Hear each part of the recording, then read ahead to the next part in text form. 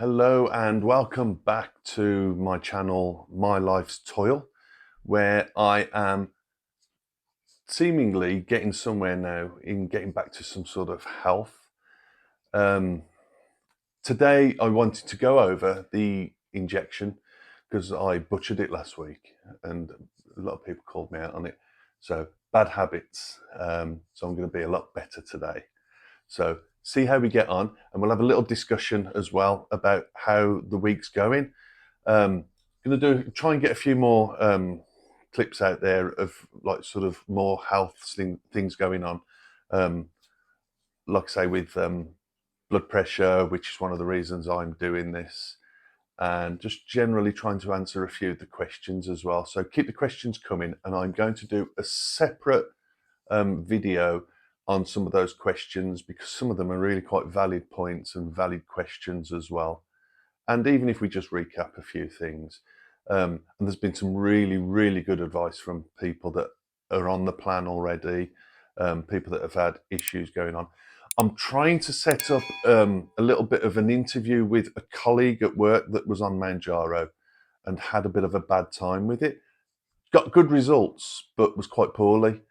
And I think it's good to cover the those side of things as well, so we know everything that we need to know. Also, what we'll do is we'll go through the injection as well, and that I really want to make sure because people are worried about it, and I don't want people being worried about it. So let's move on with that. We'll get that set up now. So this is where I'm going to show you exactly how to use the Mounjaro kwikpen. It's important that we be nice and confident. It is daunting if you've never done anything like this before, but it will get easier. I mean, even as a paramedic, when I first started injecting myself, it's like it's strange. I mean, kwikpen wasn't the first thing I injected into myself. After surgery on my knee last year, I had to put some blood thinning injections in, and it was daunting. And those injections were a little bit bigger, but they're so tiny. We'll get to that in a bit. So making sure you've got everything set up, you've got your sharp spin, you've got your needles, you've got your swabs clean, the syringe itself, and you've got the syringe, the kwikpen, I should say. So let's get to it. As I say, it will get easier with each jab. Make sure it's roughly the same time each week, certainly the same day each week. It doesn't have to be exactly the same time, but it'd probably be a good idea to choose a day that is good for you. Don't just like it comes in the post, oh, let's get started. Have a think about it, set up for it, prepare yourself, and make sure you can stick to that day each week, because the last thing you want to do, say if you're working shifts, for example, try and working into that would be a lot easier for you. So let's get started. So obviously you need a kwikpen, which I have here. Now the basics, obviously the first time you do this, you're going to make sure it's yours, you're going to make sure it's the right dose. You're going to ensure that it's in good order, really. We know what postage can be like. Over here in the UK, things get thrown about and often things come damaged. Obviously, I've checked this before. This will be my third dose today. For those of you that saw me last week, you may be feeling lucky that you're going to see my big belly again. You're not lucky at all, honestly. Right, so Mounjaro kwikpen, 2.5 milligrams. Something we'll talk about the doses, actually, because we've discussed that a lot on the comments, haven't we? So this will be dose 3. Make sure you've got your needles set up and your swabs come in a box like that with my particular ones. If you can see it on that one there, it's just a box of needles. So let's do a pen inspect. So you remove the cap, you have a look in there, make sure that it's okay, there's no leakages, everything's fine. Now, me with my bad habits, the swab, years ago we used to swab people's injection sites. As long as you're nice and clean, you don't need to do that. If you're a grubby person, then you know it. Make sure you're clean, have a shower before. Always make sure, obviously I should have mentioned this at the start, again, bad habits, wash your hands. Make sure everything's sterile. I've got hand gel as well over here. We always have it around. So that's all fine. I'm going to pop that back on for the moment. And then we'll get on to the priming, because I sort of whistled past that last time, and it wasn't shown that well, and probably didn't do it that well, to be honest with you. But let's do it properly this week. So get yourself one of the sterile wipes. There you go. Pre-injection wipe. See, there we go. Skin cleansing wipe, and it's not for the skin anymore. It's for cleaning the pen. There we go. And then we get one of our needles out, which is in the same box, which there should be 2 left. Yes, there are. Oh, they actually give you a spare. I'm not thinking golden dose. I'm not thinking golden dose. Right. So again, it's important to make sure that's all sealed. It is. Don't go too far. I'm going over the top to show you that everything's fine. Never really read this, but we'll have a look at this. I'll set it all up. I'm not going to open it just yet. I am going to clean this like I forgot before. So just show you the pen. I mean, for those that are looking at doing this, I'm going to give you some close-ups. Hopefully that's not all blurred up, but there's a dial on there. We'll get to that in a bit. Obviously, you check all your dates and things, which I have, obviously. And so we are going to clean the seal around the top of there. That seal where the needle sits. So swab out, and we're just going to just clean around there. Obviously, don't make a meal of it. You don't want it sopping wet. I mean, it's not a bad idea just to clean the whole thing. Right, okay. That can go in shouldn't go in the sharps bin really, but they always do when you work around those sort of areas. And then, just carefully, keeping that sterile still, we're going to open the needle. Then we carefully push it onto there and turning it clockwise. That will come off. There's another guard there on the needle itself, and we'll get to that in a minute. So you keep this because that is what helps you dispose of the needle when you've done it. Can you see it on that one? Might be better on that camera there. That literally comes off there. That goes in the bin. Normal household bin for that. People have been talking about just moving on. Now, you shouldn't just leave needles exposed like this, but there's no one around me. I'm not going to cause any harm, but it's good practice just not to leave it exposed. I'll tell you what, let's just pop this on here just for now, just while I'm talking to you, because some people have asked about sharps disposals. Really, the provider of these should really give you advice on how to get rid of sharps. The plan I'm on sent me a sharps bin. It came as part of the package with no details on how to get rid of it, but they've got a good helpline and chat service on the app that comes with it. I'll tell you who it is now. Actually, mine was done in the UK through Juniper. I pay a lot more for that. We'll talk about costings because I've been doing some more research since I started. I don't want to go off on. I always go off on a tangent, but this is probably just being on the plan, and I've got a set of scales. I've got a tape measure. It's costing me around £100 a month more, whereas you can just buy these and do your research yourself and log things yourself and save a lot of money. But going back onto the sharps, your local authority, your local providers, especially in the UK, I don't know abroad. It'd be interesting actually. Leave in the comments if you don't mind how you can go about getting rid of the sharps in other countries. That I've noticed there's some great support from other countries, especially over in the US. Be interesting to know how you get rid of it. I wonder if there's a cost involved. Over here there isn't. You get in touch with your local council, and they have services. You'll have to take it to them, but it's available. Right, so back to the needle. I'm going to hold that up there and hope that you can see it. I did show it before. It's absolutely mighty fine. Please don't be worried about this. I said 6 millimeters. I don't think it's 6 millimeters. It's about 5 millimeters. It's barely half a centimeter. and it's so fine. It is like looking at a hair. You're not going to feel it. Be confident. You'll be fine. So we're going to prime it now, and I'm going to show you that by looking at this dial here. So what we do is it's on 0. It should always be on 0 when you're not doing anything with it. But then we turn it to the first notch. You can turn it anyway. There, you can go back to 0. That there is prime. And what that means is you're looking for air bubbles in the fluid, which is in this vessel here. Now, always check this. Hold it up against some light. Have a good look. If there's any bubbles, knock them to the top. And then what we do is we push the plunger when it's in the prime position, that first longer mark there after the 0. Let me show you on that one as well, just to make sure you can see it. Okay, see that long mark there? And then we're holding it upright to let the air rise, any bubbles.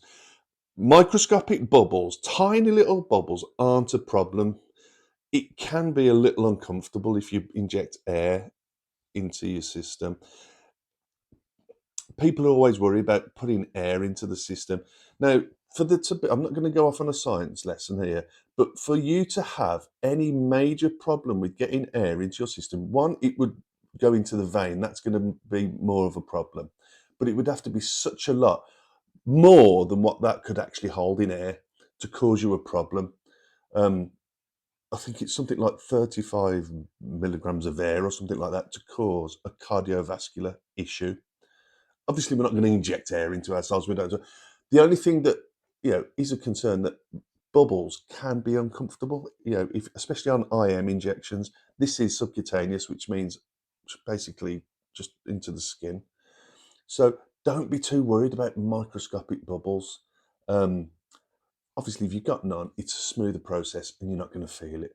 You're not going to feel it anyway, to be honest with you. It's not going to be a major problem at all. So, moving on, I'm making a meal of this, aren't I?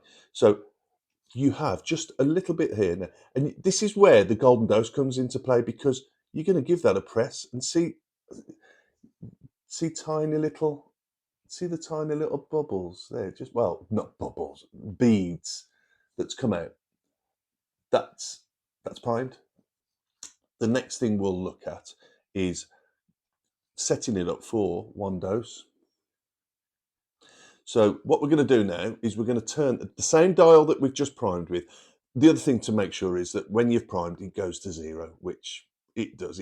It's sort of 0-ish. But now, to get 1 dose, we turn this dial here to all the way, and you watch as that comes out whilst we're turning it. So this is turning here, and then that shows up. See how that's come out? That's allowing us obviously to push the plunger in, and then that should be on number 1. Show it to both cameras so you can see it there. That means simply 1 dose. So then we think about the site. Now, it's my 3rd time. So first time I was over here, always 5 centimeters away from the belly button. Last week I was over here.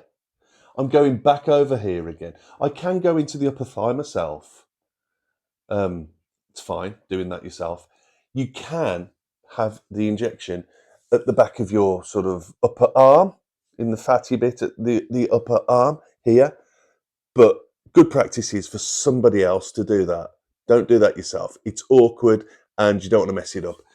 This is easy. You can sit down, nice and relaxed, and make sure there's no injury, no infection, no reddening, no bruising. It can be uncomfortable for one, but also if there's any inflammation or problems, it can actually stop this from working fully. It can stop the absorption into the body to its full potency, really. So, should we get on with it? Let's do some jabbing. Like I say, we know where our site's going to be now. I'm going back to the original site. I won't go in exactly the same spot as before. I'm going to go a little bit more laterally, more to the side, and hopefully on this camera here, we'll see how it's going to be done. So getting the old belly out again. I don't suppose you've noticed much difference from last week. this is going to go. I don't know why I do this, but I always just like hold on to myself a little bit. But then it's straight in, and we're going to get ready. Just get comfortable and ready. You're going to put nice slow pressure on the plunger as you go in. So gently into the skin. I haven't felt a thing with that. And then just nice and slowly, you'll watch as the dial goes around.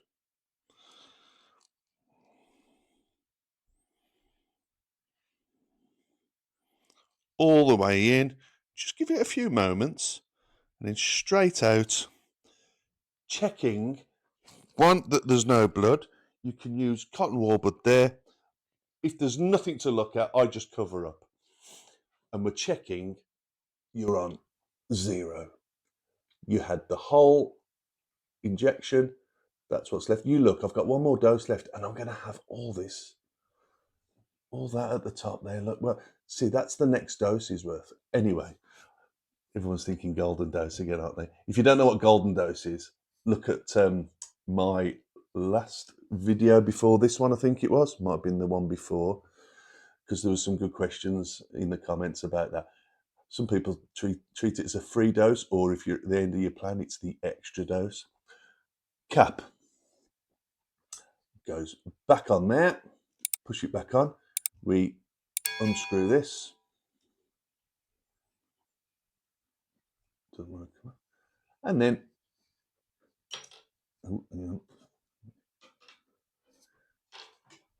in the sharp spin, cap back on. I always put it back in the box. Now I don't keep it in the fridge. Storing it, room temperature is fine. Some people keep it in the fridge, but as long as below 30 degrees Celsius, I don't know what that is in Fahrenheit. That's old school for me, unfortunately. But yeah, as long as 30 degrees is bloody a warm day, but I know in some areas around the world that's a normal day for you. And mine is just kept nice and steady. Keep these all together, somewhere safe, away from kids, and you're on the go. If that's your first jab that you're having a go at, welcome to the Mounjaro club, I guess. Always look out for the side effects. There will be the basic ones: nausea, vomiting, some site pain. There can be some cramping. Sometimes a little bit of malaise, just a feeling of unwell. But the big things to look out for: if you feel really poorly, if you have massive fevers, you're constantly vomiting, you can't get any foods down or anything like that, see somebody. It's important to up your water intake while you're on this plan anyway. All the things that we've just discussed before, but just wanted to go through all of the that process basically as it's supposed to be done. I'm loving hearing some of the comments and some of the stories that some of the people out there have been sharing. It's brilliant. We've got a lovely community going, hundreds of comments. I hope I haven't missed any, because I'm not a computer buff at all. I get links back to when people have replied, so I'm trying to get through them all. I'm not ignoring anybody.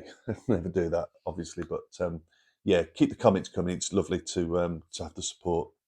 We always get the odd one where it's like, can't understand why you're doing this. Use a bit of willpower and that type of thing. They don't understand. If you're like me, this has taken a long, long time to get to using Mounjaro. It's not something I've woke up one day and said, oh, I'm a bit fat, let's do some jabs. No, I've tried many, many, many things, and sometimes life gets in the way, and sometimes other things happen. Sometimes illnesses, injury, whatever happens. That's why we're here. Never feel bad about what we're doing. We're doing this for our health. We might be doing it for how we look. Should be a combination of both, really. For me, it's my health. I'm going to. I promise to do some like blood pressure readings and things like that. I will. And to get to the important bit, what this is all about, the weigh-in. So this is the end of week 2, officially the start of week 3. So my third jab, obviously, today. Current weight, 20 stone, 2.9 pounds. So 20 stone, 3 pound. And 128.3 kilograms. Total loss of 7.3 kilos. So it's all going in the right direction. However, been this week. I'm noticing the food noise becomes more prevalent. Again, it was on day 4, which is the Saturday for me. And I don't think it's because I'm just off work that day. I just think, I don't know, it's like a blip. Sunday again was better, so it's almost like it kicks back in, which is strange. I know. I think it's more up here. But the last couple of days, Monday, Tuesday, a little bit tempted. I haven't given in, but again, like I said before, is it the old Neil kicking in, whereas I'm expecting to snack, or is it just that it's wearing off? Bear in mind, I'm still in the first month. I'm still on 2.5 milligrams for the first month. I am due to go up to 5 milligrams, obviously, after my next one. So in the second month. A lot of people have stayed on 2.5 milligrams continuously because it works for them. So we are all different and different doses for different people. Now, I've mentioned before in one of the comments, the guidance and all the research on Mounjaro tirzepatide shows that an adult dose is 15 milligrams for weight loss, but you titrate up to it. But if lower doses are working for you, then that is a good thing. If lower doses, it's safer. Now, let's not beat around the bush. This can have some nasty side effects, and there are risks involved in this, which we've discussed before. And I'll put them back up here to have a look at. And there's lots of them. So if you can stay on a lower dose, stay on a lower dose if it works for you.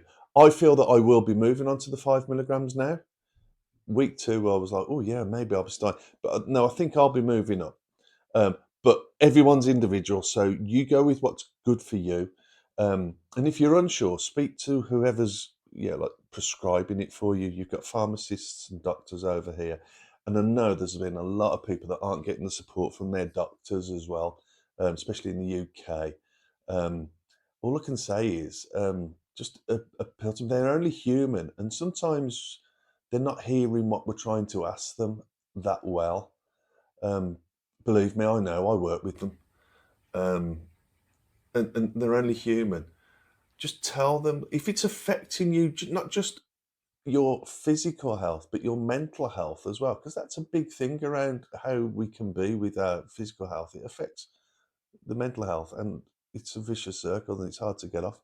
Have a sit down chat with them and just say, look, and if you meet the criteria, and there's criteria involved in getting this through the NHS, certainly in the UK, such as like underlying conditions. Diabetes obviously is one. People are on it, but not everyone who's diabetic. Type 2 diabetic. If you're insulin dependent, you should not be touching this with a barge pole, to be honest with you.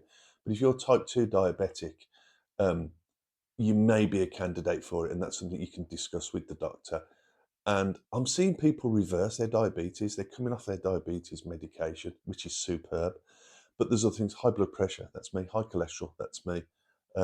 You have to fit the criteria. You have to fit the targets, the obesity targets, and things like that. So just speak to them. And if you're not getting anywhere, you can change GP, I guess. You can go somewhere else. You can always seek in the NHS. You can seek a second set of advice, as a second opinion.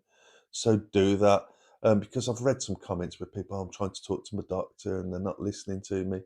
And it breaks your heart, really, because when I work, I don't do what a doctor does with my work. It's similar. I do acute care basically in a doctor's surgery, but often I will see chronic because people come in with, I don't know, a sore throat or a chesty cough or something, which I can help with. But then they want to talk about the ongoing stuff. And I have spoken about people's weight. And I have sat there in the past and advised people on losing weight when I've been like 22 stone, which I've been in the past. Have a look at this picture here from a little while ago. This is what made me. realised that I've got to start doing something. Yep. So we all have those pictures, don't we, that we don't want to look at. But yeah, let's be positive moving forward. There's going to be a way out for you. I've noticed there's other people on the other injection pens as well. Good luck to them. I don't know so much. I've done more research on the Mounjaro, the tirzepatide. Still looking through it. I'm still reading lots of things. There is conflicting advice out there, and there'll always be people that will knock you for doing it. But for me and for a lot of you out there, it works really well. So keep going, everyone. Keep being positive. Keep the comments coming in, and I'll see you very shortly on the next one. All the best. See you soon.